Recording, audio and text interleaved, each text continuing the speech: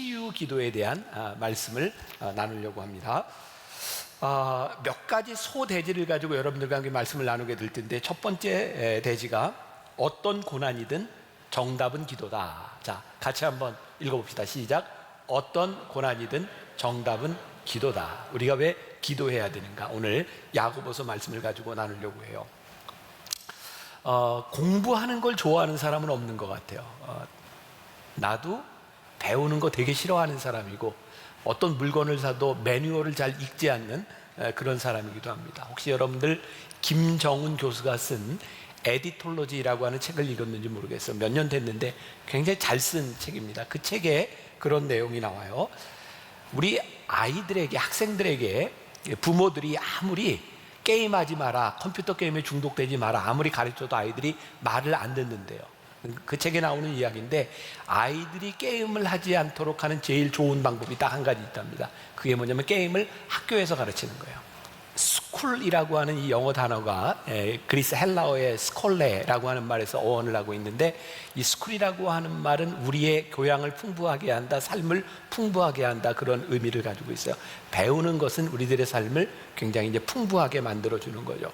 오늘 왜 이런 이야기를 하는가? 오늘 기도에 대한 이야기를 하는데, 우리들이 어디서든지 언제든지 아무 때나 기도할 수 있어요. 그러나 기도가 어떤 것인지를 배우는 것은 우리의 기도 생활에 훨씬 더 유익이 될 수 있는 부분입니다.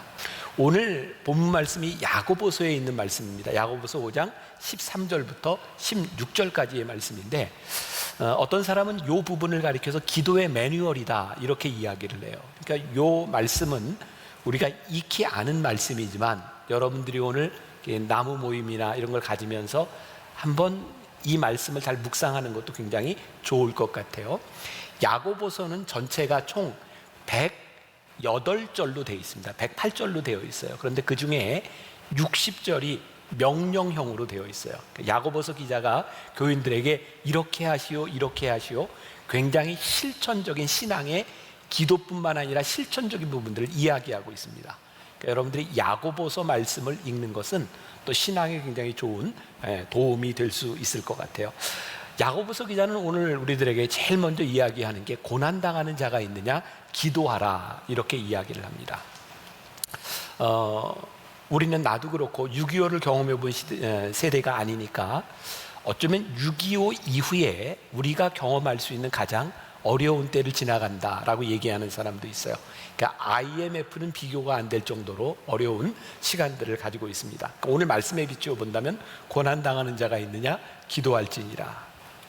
오늘 이 시대가 우리가 기도해야 될 때라고 하는 것을 이야기해 주고 있는 부분이기도 하죠. 성경에 보면 우리 믿는 사람들에게 고난은 두 가지 이유로 옵니다. 하나는 우리들의 잘못, 우리의 죄로 오는 고난이 있어요. 또 하나는 우리들이 의를 행하다 고난을 당합니다. 그러니까 참 우리들이 받아들이기 힘들어요. 우리들이 잘못해서 죄지어서 고난만 받으면 좋겠는데, 하나님의 사람들이 의를 행해도 고난이 옵니다. 그러니까 이 고난이라고 하는 놈은 우리들이 살아가는 동안 우리와 만나지 않을 방법이 없어요. 중요한 것은 죄를 짓든 우리들이 의를 행하든 우리들에게 고난이 올 때 우리들이 어떻게 고난의 문제를 해결할 것이냐에 대한 문제인데, 성경은 오늘 우리들에게 뭐라고 이야기하냐면, 고난을 당할 때 기도해라, 이렇게 말씀하고 있어요.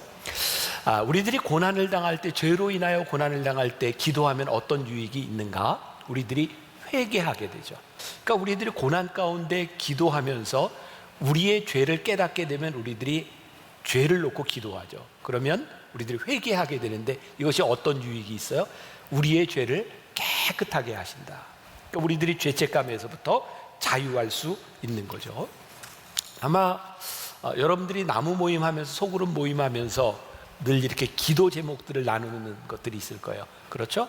기도 제목을 나누면, 누군가 여러분들에게 기도 제목을 이야기하면 여러분들은 어떤 느낌이 들어요? 난 둘 중에 하나일 것 같은데, 어떤 사람은 이런 기도 제목을 이야기할 때, 내가 기도해 줘야 되겠구나, 참 마음이 아프구나, 이렇게 이제 긍휼한 마음이 생기고 또 중보기도의 마음이 생기는 사람도 있어요. 그런데 더 많은 사람들은 누군가 기도 부탁을 할 때 이런 반응을 보입니다. 야, 나도 힘든데 왜 내가 네 기도까지 해야 되니? 네 기도는 네가 해. 나도 힘들어.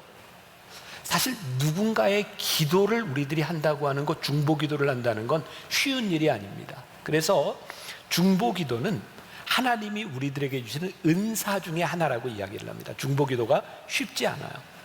나에게도 마찬가지입니다. 나는 참 많은 교인들을 만나게 되고 많은 교인들의 기도 부탁과 어려움들을 알아요. 근데 중보 기도가 쉽지 않아요. 근데 나는 이 기도 제목을 들을 때마다 내 마음에 어떤 생각이 드냐면, 나는 이제 목사이기 때문에 목양적인 관점에서 그런 생각이 드는 것 같아요. 목사님, 저 이런 기도 제목이 있습니다. 그러면 내 마음속에 하나님께서 저 사람에게 기도하게 하시는구나. 그리고 저 기도를 통해서 하나님께서 무언가를 역사해 주시겠구나. 분명한 것은 우리들이 하나님을 믿으면서 우리들이 그리스도인으로 살아가면서 이 기도가 우리들 가운데서 일어나는 이 기도의 능력을 믿지 못하고 우리들이 하나님을 믿는다면 우리는 참 불쌍한 사람일 것 같아요.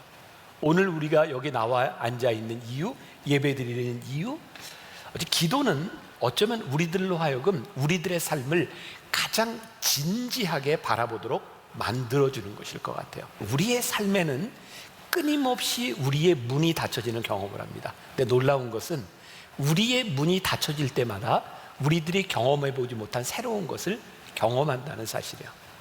그런데 많은 사람들이 모두가 새로운 걸 경험하는 것은 아니에요. 많은 사람들이 닫혀진 문 앞에서 좌절하죠. 우리가 그동안 설교를 통해서 참 많이 그런 이야기 들었을 거예요. 사방이 막혀 있을 때 우리는 위를 바라본다.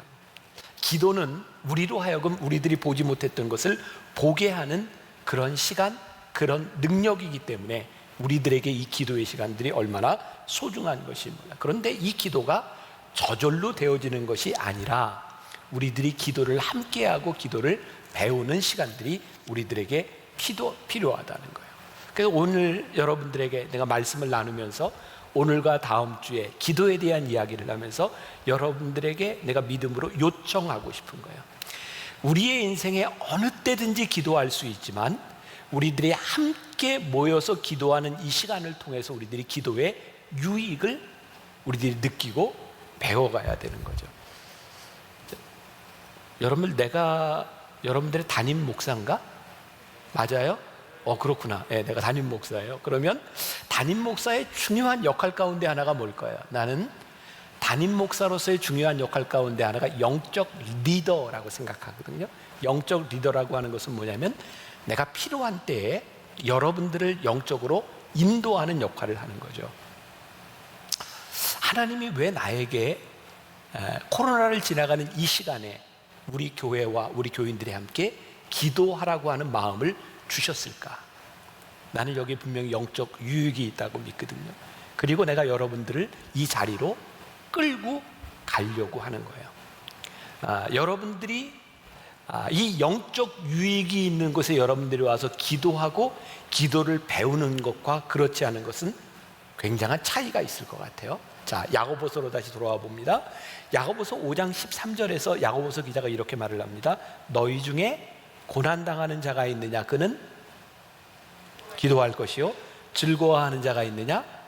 찬송할지니라. 그냥 말씀을 묵상하다가 기도와 찬송이라고 하는 다른 단어가 있는데 나에게는 이게 동의어처럼 들려요. 고난당할 때 기도하는 거구나, 즐거워할 때 찬송하는 거구나. 그런데 이 찬송이 단순한 찬송이 아니라 찬송으로 기도하는 거예요. 고난을 당할 때도 우리는 기도하고 즐거운 일이 있을 때도 우리는 기도해요. 내 주변의 사람들, 나를 알고 있는 사람들, 우리 교인들이나 또 우리 목회자들이 나에게 가끔 그러는데 목사님 또 노래, 또 찬양하네요. 여러분들이 알고 있는 것처럼 나는 화가 나면 뭐예요? 찬양을 해요. 절망 가운데 슬플 때 찬양을 하기도 하고 기뻐도 찬양이 나와요. 자, 여러분, 찬양은 어쩌면 감사라고 하는 말과 동의어라고 생각하거든요.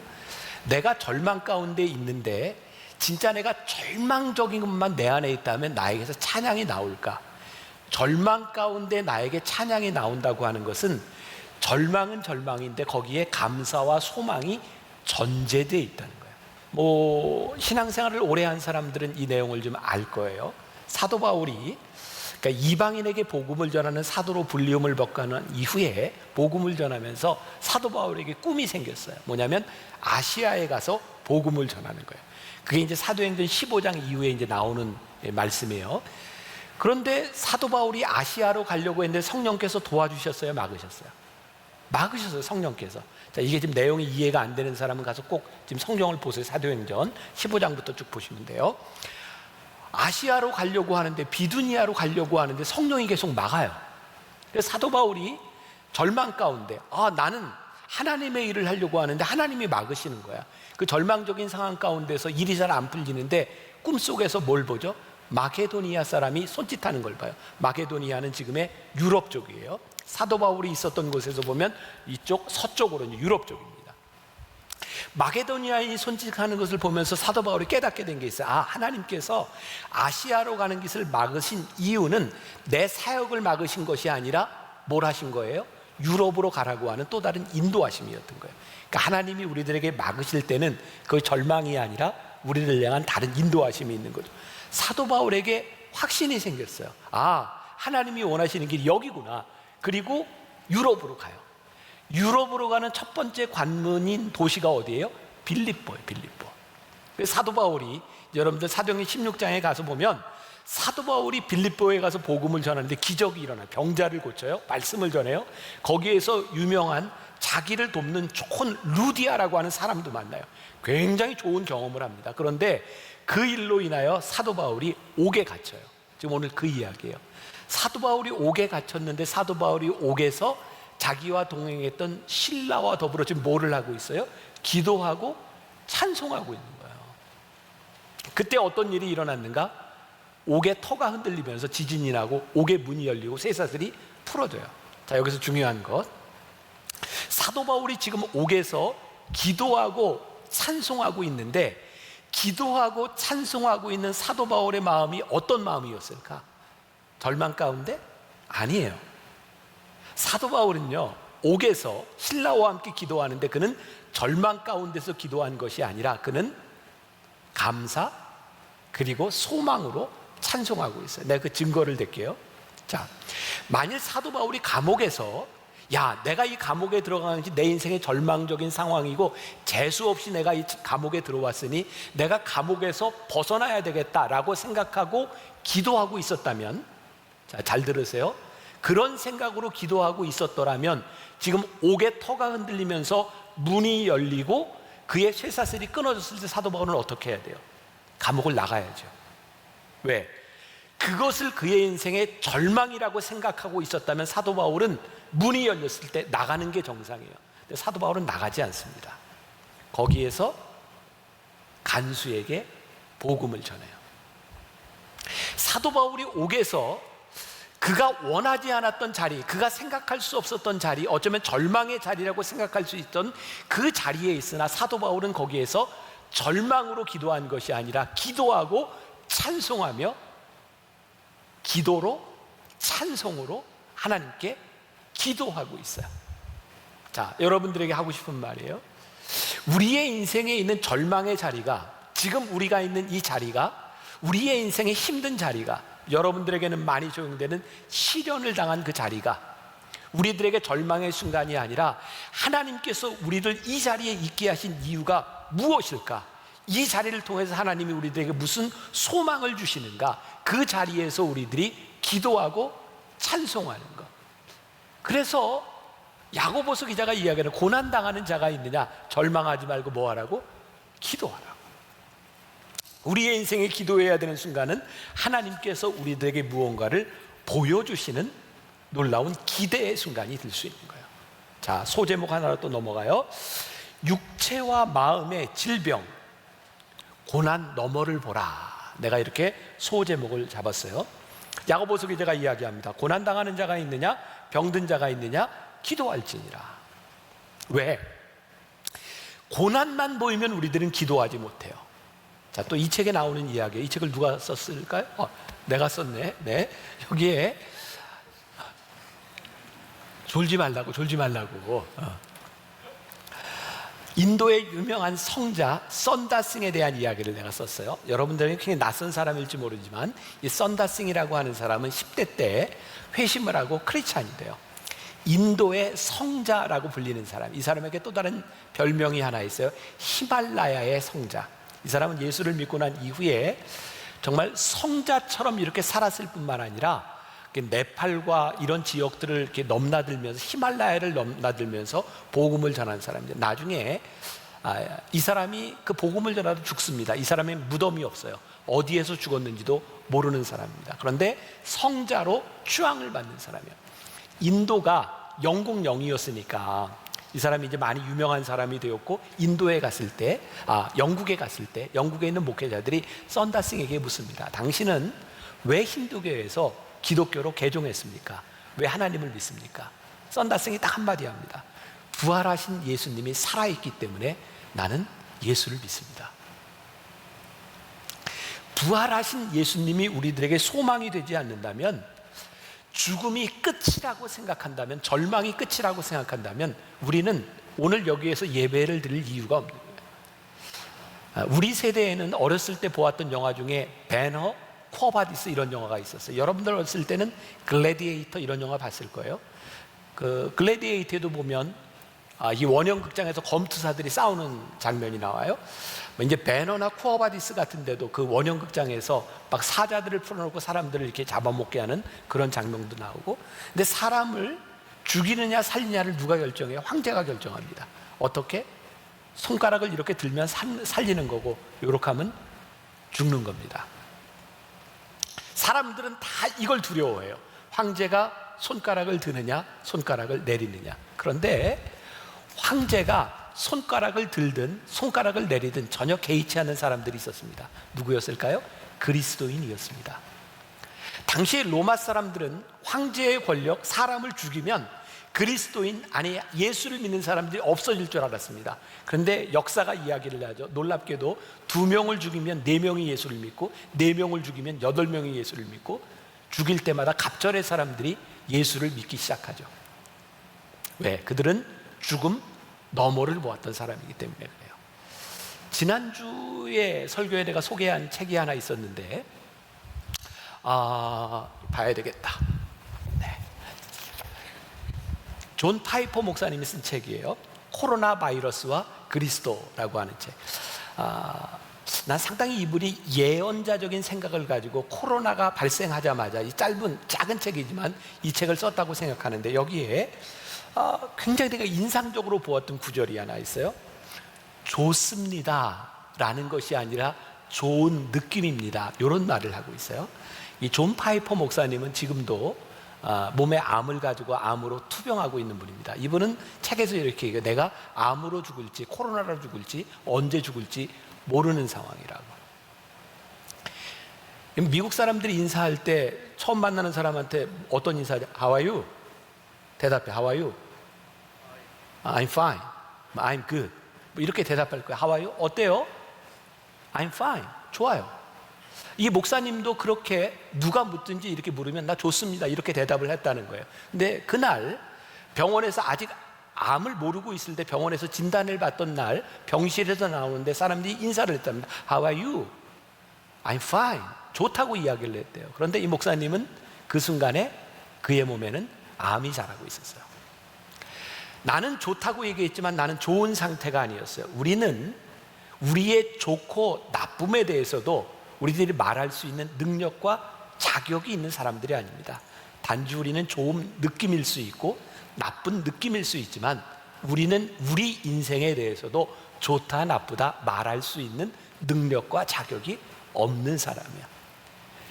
야고보서 4장 13절과 15절에 이런 말씀이 있어요. 읽어드릴게요. 들으라, 너희 중에 말하기를 오늘이나 내일이나 우리가 어떤 도시에 가서 거기서 1년을 머물며 장사하여 이익을 보리라 하는 자들아, 내일 일을 너희가 알지 못하는도다. 너희 생명이 무엇이냐? 너희는 잠깐 보이다가 없어지는 안개니라. 너희가 도리어 말하기를 주의 뜻이면 우리가 살기도 하고 이것이나 저것도 하리라 할 것이거늘. 나를 포함해서 이 땅에 좀 숨쉬고 있는 사람 중에 코로나로 이런 사태가 일어날 줄 예견한 사람이 누가 있을까? 우리는 우리의 인생에 대해서 말할 만한 자격이 있는 사람들이 아니에요. 그러니 우리의 인생이 잠깐 있다 사라지는 안개니라라고 하는 이 말은 우리로 하여금 허무주의에 빠지게 만드는 것이 아니라 우리의 인생을 우리가 알지 못하니 너희의 인생을 아는 하나님 앞에 너희들이 기도해야 되지 않겠냐. 성경은 우리들에게 이렇게 이야기하고 있어요. 지금은 우리 아들, 딸이 다 시집장가가 이제 결혼을 했지만 우리 애들이 어렸을 때, 여러분들 세대는 기억이 날 거예요. 여러분들 디지몬 기억나? 디지몬? 디지몬이 그런 거였잖아. 이게 그 게임기에 그 애완용으로 디지몬을 이렇게 뭐 먹이고 재우고 막 키우는 거였잖아. 그런 거 아닌가? 아, 다마구치? 아, 뭐 그런 거 있어. 아무튼 뭐 내가 잘못 알고 있나 이름을. 그래, 이해하고 들어. 네.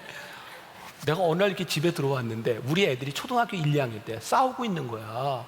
왜 싸우냐 그랬더니 이제 누나가 그 동생이 자기 게임기에 이제 배터리가 그 동생이 배터리가 방전해서 죽으니까 누나 거를 가져다가 빼서 자기가 하고 있는 거야. 그래서 누나가 분개해가지고 나한테 이르는 거야.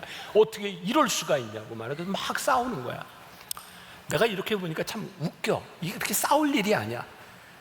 그냥 배터리 하나 사다 끼워주면 해결될 일이잖아, 그지? 근데 그거 죽었다고 싸우는 거야. 난 참 좋은 예화라고 생각을 했는데, 우리들이 싸우고 우리들이 그렇게 심각하게 생각하는 그 일들이 우리의 인생을 주관하는 하나님 앞에서도 그렇게 심각한 문제일까? 그러니까 우리들의 관점이 내가 세상을 보는 관점에서 그렇게 심각하고 절망스러웠던 일들이 하나님의 관점에서 우리의 인생을 보는 것하고는 아주 다른 차원의 문제인 거죠. 기도는 우리들이 하나님 앞에 예배를 드리는 것은 우리의 생각, 우리의 관점을 하나님의 관점으로 바꾸어 주는 일, 하나님의 생각으로 우리들을 바라보게 하는 일. 그런데 난 개인적으로 그런 생각을 해요. 2000년 교회 역사를 보면서 우리들이 생각하는 절망이 절망이었다면 이 땅 위에 교회는 지금 존재하지 않는 게 정상이에요.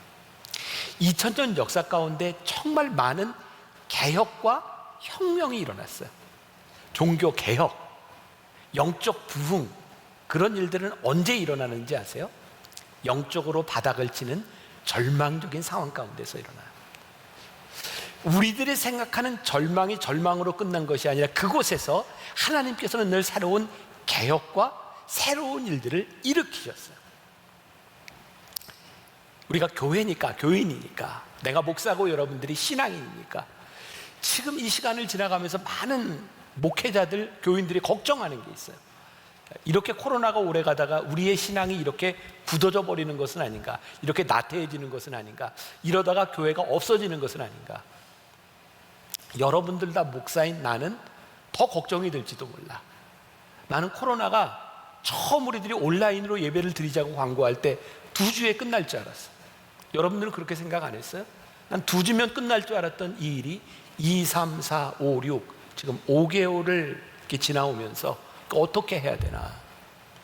근데 참 놀랍게 하나님이 나에게 주신 소망이 있어요. 우리가 지금 on contact 많이 이야기하잖아요. 비대면이라는 거.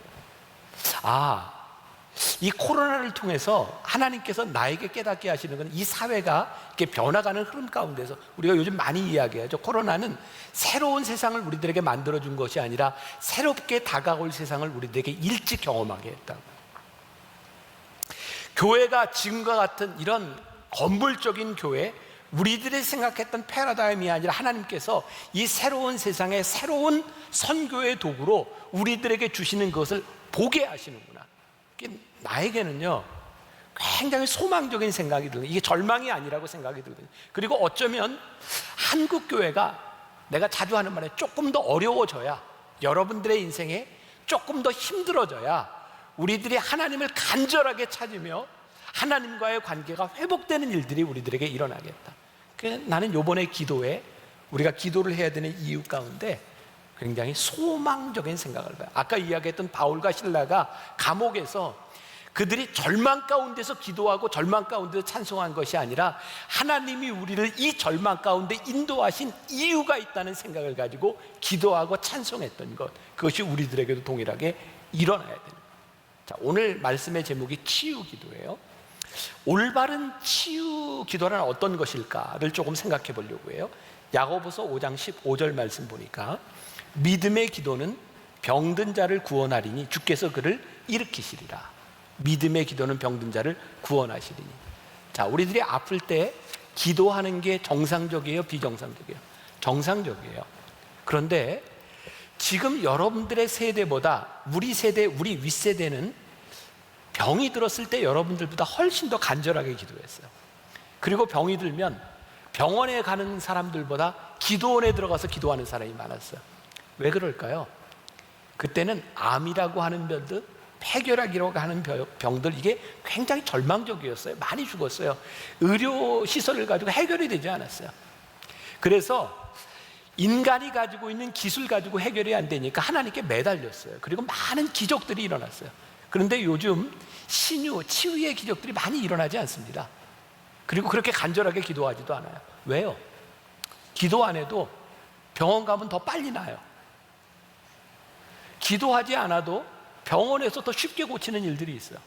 그러면 우리들이 어떤 결단을 내려야 되나? 우리는 크리스찬이니까 병들 때 병원에 갈 것이냐 기도원에 갈 것이냐 둘 중에 하나 양자택일을 해야 되는 문제일까요? 아니요. 치유 기도는 그런 문제가 아니라 우리들이 아플 때 하나님의 인도하심을 구하고 기도하는 거죠.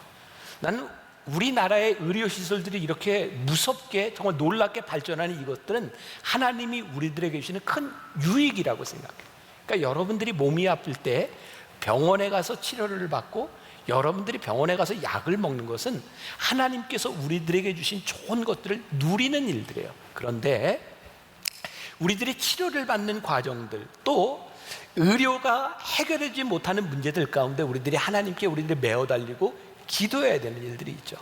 그럼 지금도 의료 혜택을 받지 못하는 많은 선교지에서는요, 신유의 역사들이 참 많이 일어납니다.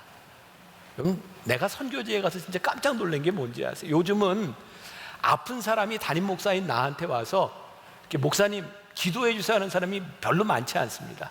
근데 선교지에 갔을 땐 내가 당황스러운 일들이 있었는데, 중국에 처음에 갔을 때도요, 우리가 영성훈련 TD를 하는데 로비에 나와 있는데 간식을 먹는 타임이었는데 갑자기 한 사람이 오더니 무릎을 꿇고 기도해 달라고 내 손을 자기가 끌어다가 이렇게 대고 기도를 하는 거예요. 굉장히 당황스러웠어요. 근데 기도해 달라 그러는데 어떻게 기도해야지. 기도했어요. 근데 거기서 신유의 역사가 일어나는 거예요. 내가 능력이 있는 것이 아니라 그들의 믿음을 통해서 기도하는 자들을 통해서 역사들이 일어나는데, 지금 우리들에게는 그 신유, 치유라고 하는 게 그렇게 절실하게 느껴지지 않는 거죠. 그러니까 우리들에게 간절한 기도가 나타나지 않는 거예요. 그런데 병원을 통해서 우리들이 유익을 얼마든지 누릴 수 있어요. 그런데요, 단순히 병을 낫는 문제뿐만이 아니라 우리들이 병의 이 치료를 받는 과정 가운데서 우리들이 기도하면서 이 치료의 과정을 하나님과 함께 가는 것이 굉장히 중요한 일이에요. 물론 과학적인 심리학자들이나 사람들이 이렇게 조사한 바에 의하면, 나는 이제 미국에 있을 때 시카고의 러쉬 호스피탈이라고 굉장히 큰 병원에서 채플린 교육을 받았어요. 그 병원 안에 채플린만 18명이었어요. 병원은 이익을 추구하는 집단입니다. 단순히 박애 정신으로 병원하는 게 아니라 돈 벌어야 운영됩니다. 근데 채플린 18명이 있어요. 쉽지 않은 일입니다. 그런데 왜 채플린을 뒀을까요? 실제적으로 동일한 병에 동일한 치료를 받으면서 한 그룹에는 기도하면서 치료를 하고 한 그룹은 그냥 치료를 했을 때 결과가 너무너무 달라요. 기도하는 것은 단순히 우리의 병에 대한 문제뿐만 아니라 우리들에게 미치는 영향이 굉장히 크죠. 그런데 중요한 것은 우리들이 치유 기도를 한다는 것이 단순히 지금 우리들이 가지고 있는 병을 낫게 하는 문제, 그것을 넘어서는 것이라는 거예요.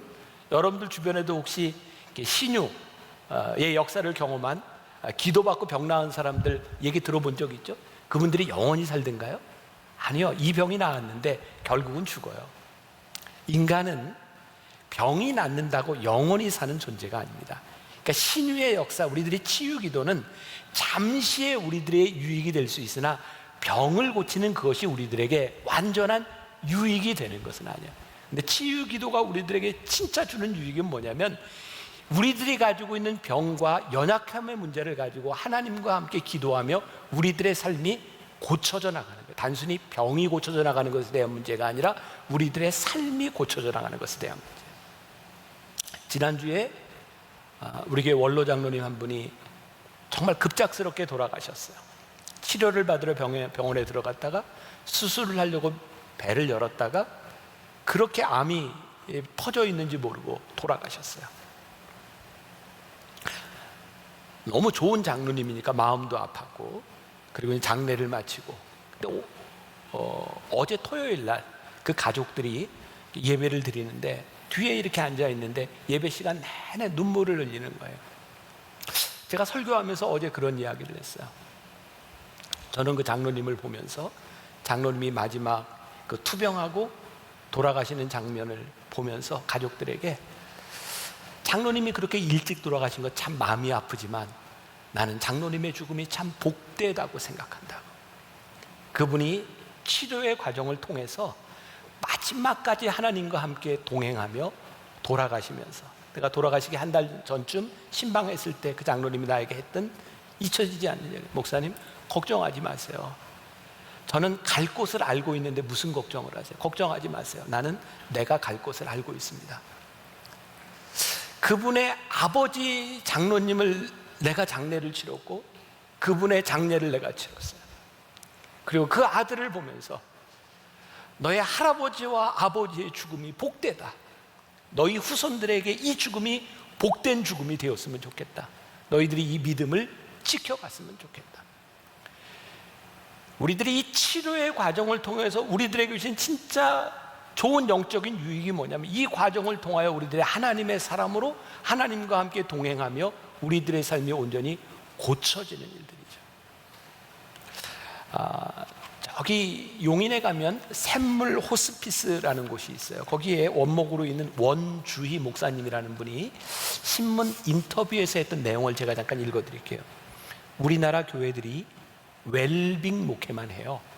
기도만 하면 산다고 하죠. 그런데 더 중요한 것은 웰다잉입니다. 우리 중 영원히 살 사람은 아무도 없습니다. 살다 죽을 텐데 잘 죽는 것을 가르쳐야 합니다. 지금 우리들의 삶의 치유, 거기서 지금 낫는 것에 대한 문제가 아니라 이 과정을 통하여 죽음의 순간까지 우리들이 하나님과 같이 가는 것이 우리들에게 중요한 일입니다. 그래서 사도 바울은 빌립보서에서 죽는 것도 유익함이라 라고 말하고 있어요. 우리들이 병 고침을 받는 기적도 우리들에게 중요하지만 끝까지 우리의 인생의 마지막에서 죽음 앞에서 하나님 앞에 믿음으로 담대히 서는 것은 훨씬 더 큰 기적의 문제예요. 자, 여기도 의사도 있고 간호사도 있고 의료계통에 일하는 사람들, 종사하는 사람들이 있을 텐데, 사실 우리들의 병에 대한 문제들은 두 가지죠. 하나는 우리들이 가지고 있는 우리 인간이 가지고 있는 신체, 생리적인 문제예요. 그 문제들은 우리들이 잘못 살아온 삶의 습관과 환경에 의해서 오는 부분들이 굉장히 많아요. 그런가 하면 병은 또 하나 중요한 것이 있어요. 그것은 영적인 문제예요. 예수님께서도 성경에서 병을 고치실 때 분명히 분별을 하셨어요. 어떤 사람에게는 내 죄사함이 받았느니라 라고 말씀하시는데 병이 나아요. 그의 병의 문제는 뭐였어요? 영적인 문제, 죄의 문제였어요. 그런가 하면 어떤 사람에게는 그냥 예수님이 손을 대고 병을 고쳐주세요. 그것은 그의 육신에 대한 문제였어요. 우리가 이 치료의 과정, 하나님 앞에 기도하면서 우리의 연약함을 놓고 기도하면서 우리들에게 분별이 일어나야 되는 거예요. 이것이 영적인 문제인지 아니면 우리들의 삶의 습관을 고쳐야 되는 문제인지. 하나님 앞에서 우리들의 삶이 교정되어 나가는 것은 굉장히 중요한 축복이죠. 우리 이제 청년들은 나하고 이렇게 신앙생활을 오래 한 사람들이 많지 않으니까 한 10여 년 전에 내가 몇 달 동안 이렇게 설교하지 못하고 의자에 앉아서 설교하던 때가 있는데, 그때를 기억하는 사람이 있는지 모르겠어요. 그리고 이런 게 아팠던 그 시간들이 나에게 한 10년 가까이 이렇게 됐어요.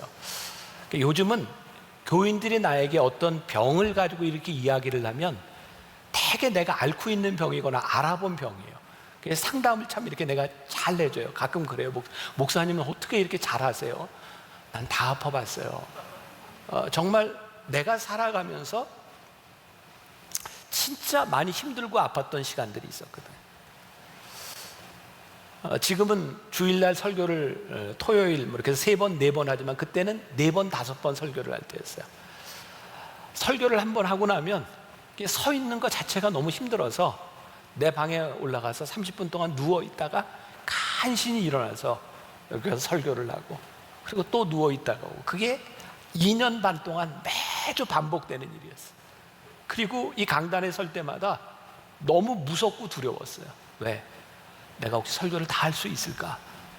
설교하다가 쓰러지면 어떡하지? 그게 나에게 공포심처럼 다가왔어요. 그리고 몸이 너무 아팠어요. 내가 119에 실려서 이렇게 응급실에 갈 때 처음 죽음도 생각해보고, 근데 그때도 내가 그런 생각했어요. 내가 죽음은 두렵지 않은데 이렇게 사는 게 두려웠어요.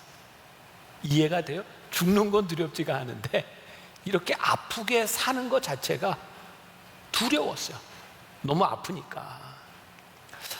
우리 집사람이 나한테 한 번도 그런 이야기를 한 적이 없는데 지난주에 처음으로 그런 얘기를 하더라고. 내가 그렇게 아플 때 나도 죽을 수 있다라는 생각을 했는데 우리 집사람이 혼자 이러다 내 남편이 죽으면 내가 애들 둘 데리고 어떻게 사나를 혼자 고민을 했대.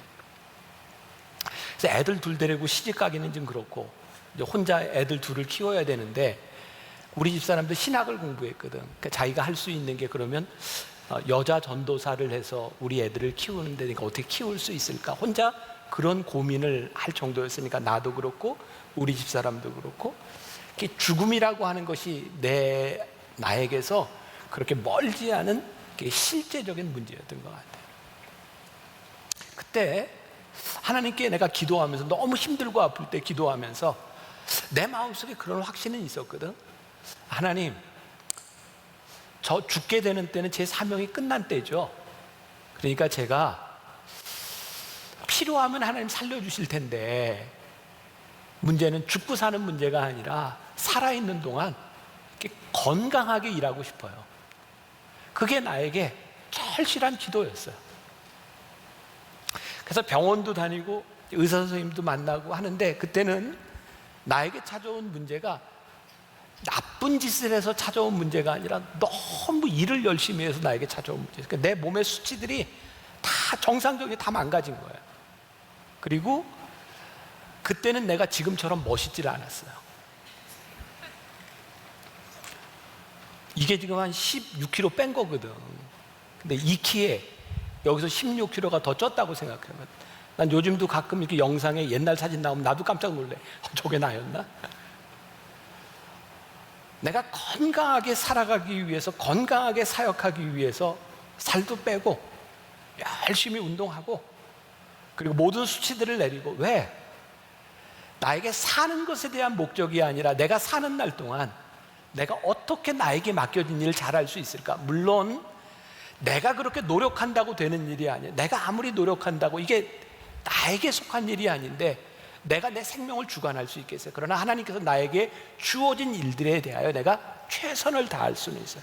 그것이 내가 아픈 가운데서 치유의 과정을 통하여 하나님과 함께 동행하며 내 속에서 일어났던 일들이었어요.